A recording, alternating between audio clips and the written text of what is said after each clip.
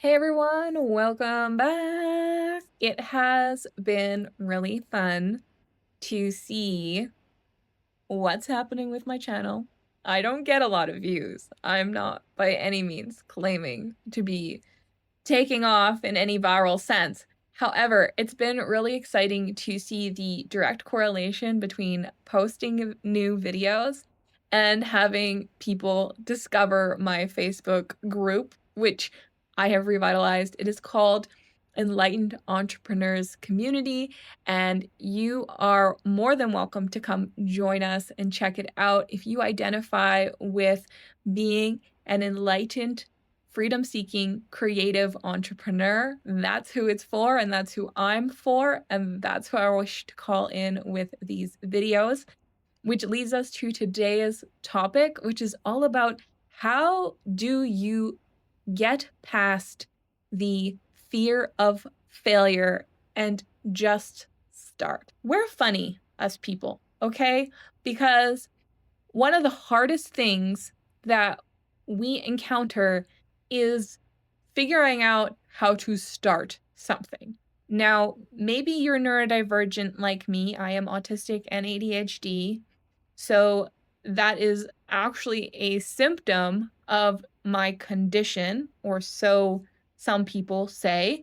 I don't necessarily fully agree with that because I think even conventional, neurotypical people also get blocked by the fear of failure, and that stops them from starting. Everyone experiences this at some point with something because what we are actually afraid of typically is failing in front of other people and the humiliation that will come from that. That is the creation of the fear, is the concern about what other people think of us. And we know this because we're self-aware that we don't really want to have this invisible belief about what other people are thinking about us controlling our actions.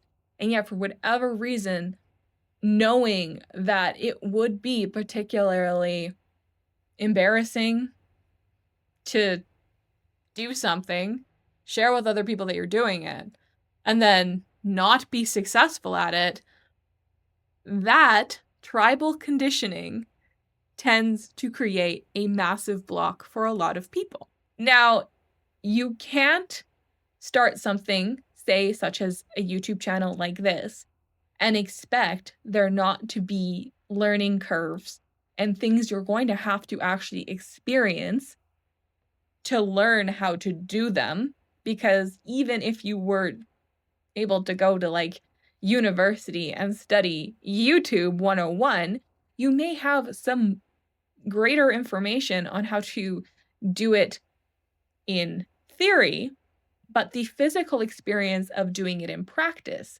is the only way to actually become good enough at it to be successful at it. The reason I describe this experience of fear of failure due to thinking what other people might think of us if we failed as a tribal conditioning is because that is the message that tends to be fed to us throughout our lives. Because we live in a social construct where the expectation is that most people, once they graduate from school, are going to go and pursue conventional employment. And they are going to begin to participate in the assembly line of life. And so the vocabulary and the media and the various social attitudes of other people around us are that unless you are immediately a success, or unless you stand out as a special or rare talent, think a rock star or celebrity, then what business do you have wishing for more? That is the tribal thinking that is imposed on us culturally, and that is actually the thing we have to break through. Because when we do see somebody who is particularly successful, meaning they are in the top 1%, when we see that, we don't often see all of the baby steps or the true story about all the things that had to happen to create that 1% successful individual. And they may create a documentary or they may be really active on social media, giving you tidbits, but we really don't know. And we often forget about all of the in-betweeners, the ones who maybe are not a household name, but are successfully making a living doing things that are their own creative pursuits and doing so completely comfortably. They don't have the media budget to become visible to the entire world, but there are many, many opportunities for people who are operating in the entire spectrum of various levels that exist that are not that 1%. However, you have to acknowledge this first.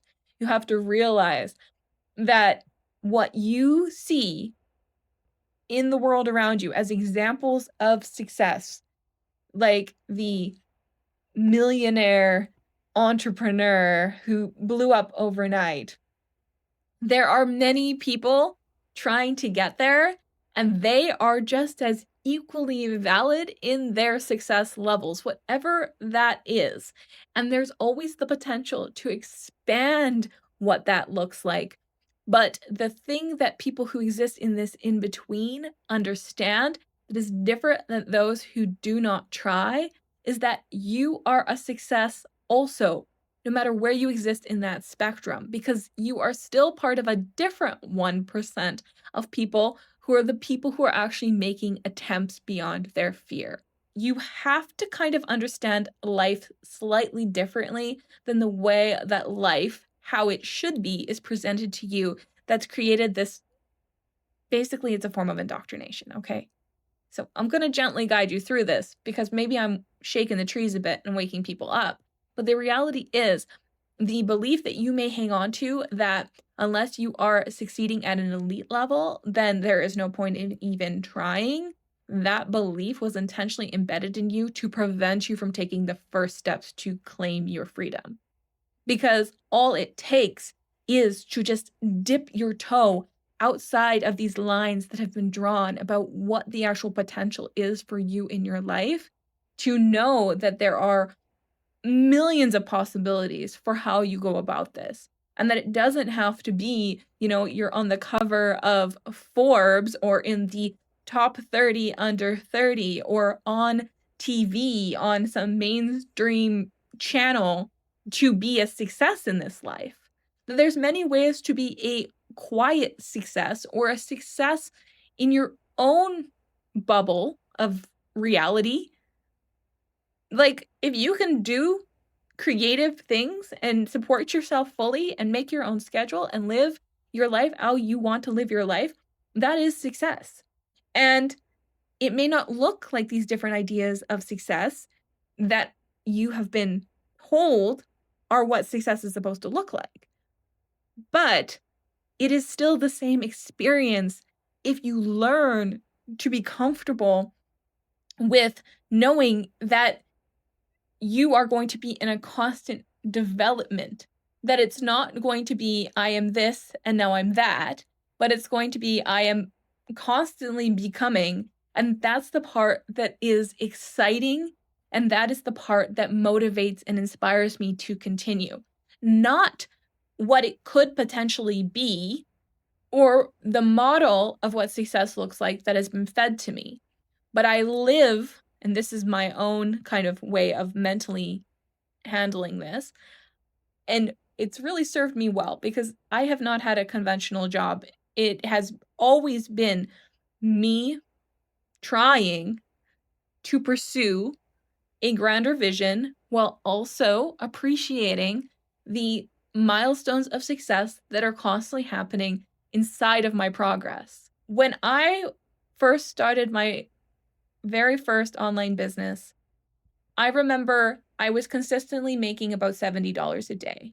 And the only way I could compare that was to the assistant manager job position that I had had shortly before quitting that and deciding to go in full time.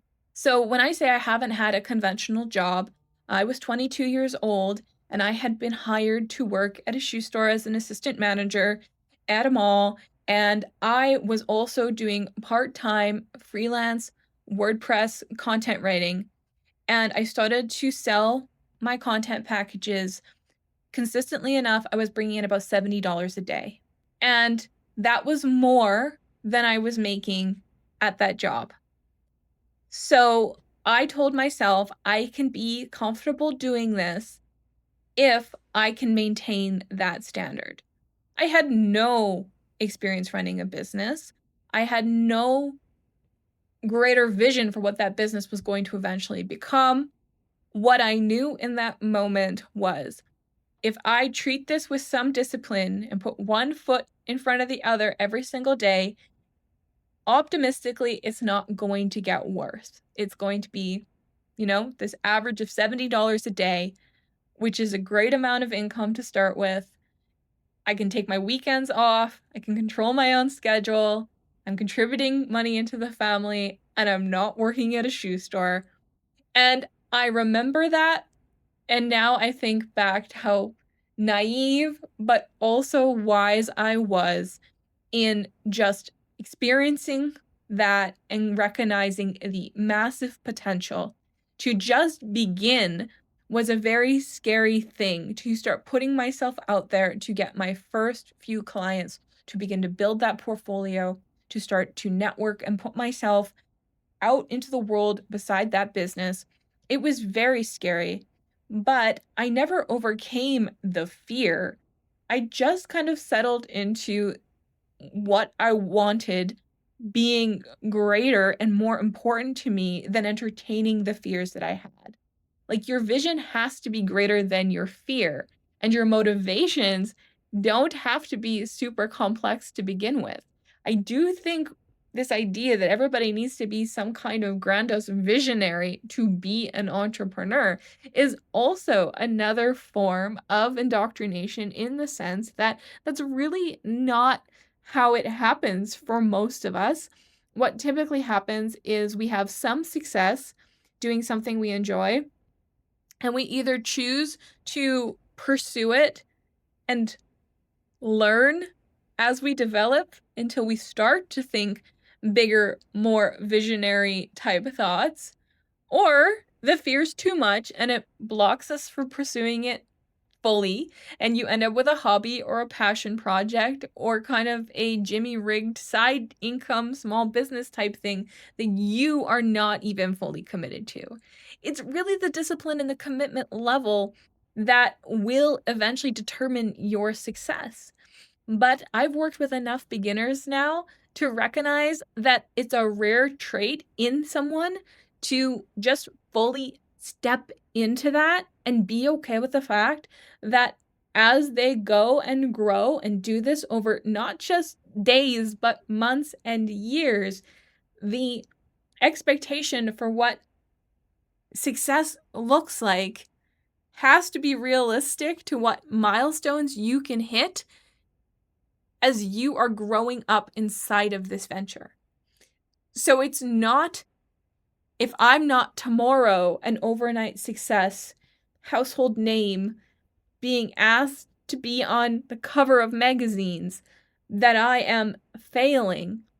But instead, it's about knowing that that's one version of success that is shown to us, but there's an entire spectrum of possibility that exists between today and the rest of your life that can be very rewarding and exciting.